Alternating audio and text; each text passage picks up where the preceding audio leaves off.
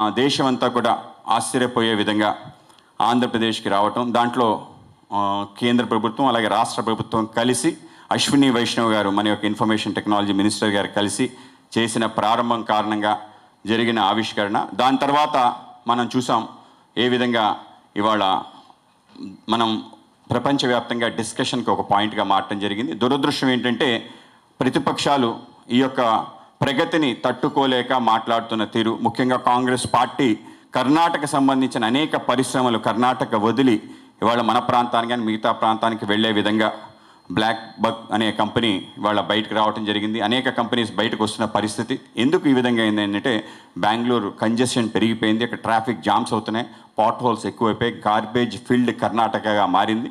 So ఎక్కడైతే opportunities తగ్గిపోతాయి, ఎక్కడైతే విజన్ తగ్గిపోతుందో అక్కడ కంపెనీస్ అన్ని బయటకు వస్తాయి. వీటిని పక్కన పెట్టి అక్కడ ప్రియాంక ఖర్గే గారి కుమారుడు అక్కడ ఐటీ శాఖ మంత్రి చాలా పిచ్చి పిచ్చిగా మాట్లాడుతూ పారాసైట్ అని చెప్పి మిగతా మాట్లాడటం ఏదైతే ఉందో ఓర్చుకోలేని తత్వానికి అది ప్రతీకగా మారింది.